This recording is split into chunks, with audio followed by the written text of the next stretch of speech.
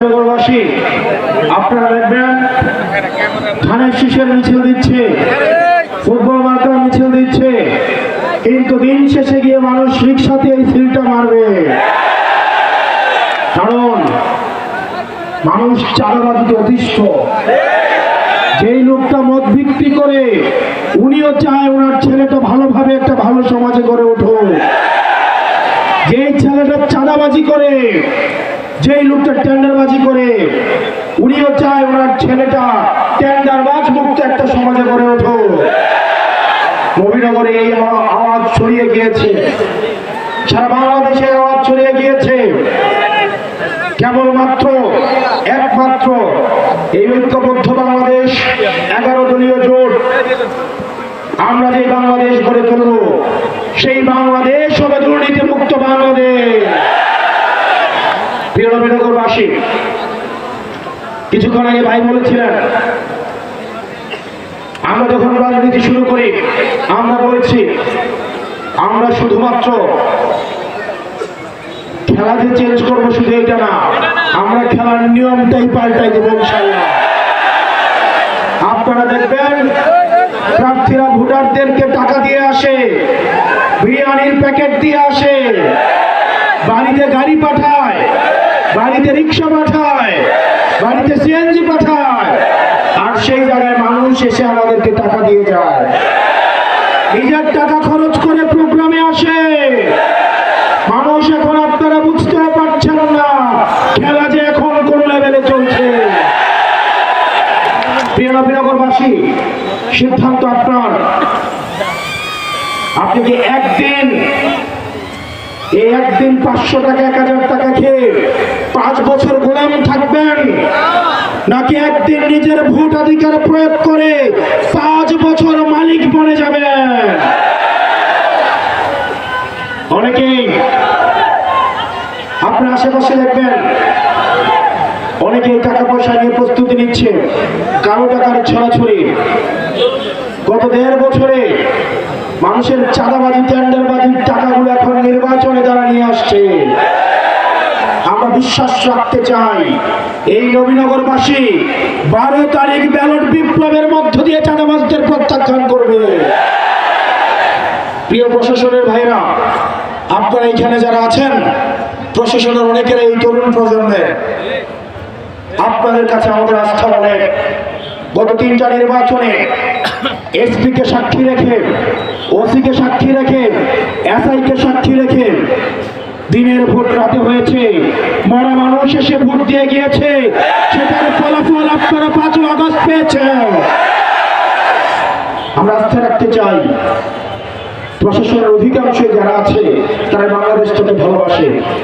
অনেকে নীরবে নিভৃতে এসে অনেক পুলিশ সদস্যরা আমাদেরকে আসে বলে, ভাই আমরা কি করব, আমরা এই দেশটাকে ভালোবাসি, আমরা চাই একটা গ্রহণযোগ্য এবং অংশগ্রহণমূলক নির্বাচনের মাধ্যমে এই দেশপ্রেমিকরা ক্ষমতায় আসুক।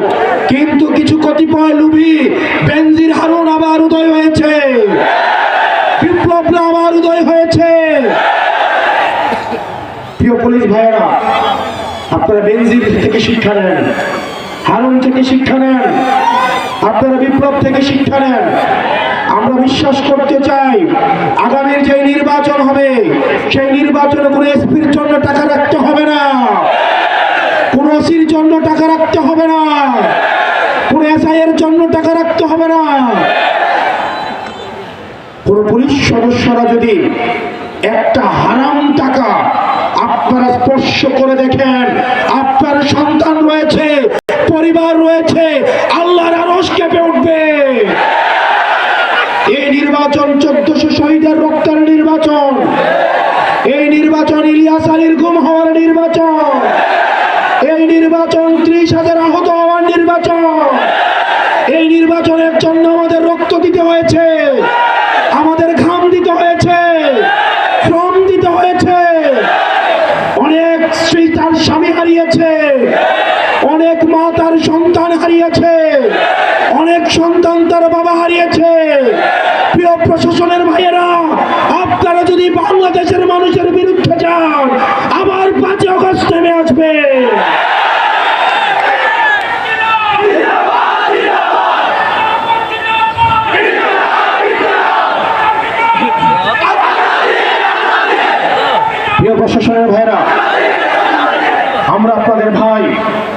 আপনাদের বন্ধু। এই দেশটা ঠিক করতে হইলে প্রশাসনের ভূমিকা গুরুত্বপূর্ণ। যখন কেউ অন্যায় আবদার করবে আপনার সন্তানদের চেহারাটা মনে রাখবেন, কারণ আজকে যে বাংলাদেশ আপনি রেখে যাবেন সেই বাংলাদেশটা আপনার সন্তানের জন্য রেখে যাবেন। আজকে যদি ভোটচোরদের কাছে দেশটা রেখে যান, ভোটচোরদেরকে দেশটা তুলে দেন, এই ভোটচোররা আপনার সন্তানদেরকে রাস্তার মধ্যে গুলি করার জন্য আপনাকে এই নির্দেশ দিবে। সিদ্ধান্ত আপনাদের। প্রিয় সিডিসিরা, এসপিএসআইরা, সিদ্ধান্ত আপনাদের। আপনারা কি ক্ষমতা ভোটচোরদের হাতে তুলে দিবেন নাকি জনতার হাতে তুলে দিবেন? প্রিয় মিডিয়ার ভাইরা, আমরা জানি আপনারা নিরুপায়। তৃণমূলের সাংবাদিকরা এসে আমাদেরকে জানায়, ভাই আমরা খবরটা পাঠাই, এই খবরটা কেটে দেওয়া হয়। অন্যদিকে দেখলাম সারা মিডিয়া সব জায়গায় একটা দলের শুধুমাত্র বন্ধনা, প্রশংসা, সব বন্ধনা শুধুমাত্র বিএনপির জন্য। কি নির্লজ্জ মিডিয়া! মিডিয়া খবরের মাঝে মাঝে বিএনপির প্রচারণা চালায়। এই নির্লজ্জ মিডিয়া যারা গত 17টা বছর তারেক জিয়াকে দেশদ্রোহী হিসেবে স্বীকৃতি দিয়েছে, আজকে তারা নির্লজ্জভাবে তার পদলেহনে ব্যস্ত হয়ে গিয়েছে। প্রিয় মিডিয়ার ভাইরা, কোপায়া কোপায়া বিএনপির এক নেতা আমার ব্যানারটাকে ছিল 1.5 বছর আগে, কিচ্ছু বলি নাই, আল্লাহর কাছে বিচার দিছিলাম। গত বছর আগে, এই 1.5 বছর পরে আল্লাহর কি বিচার? উনার ব্যানারটা লাগাতে পর্যন্ত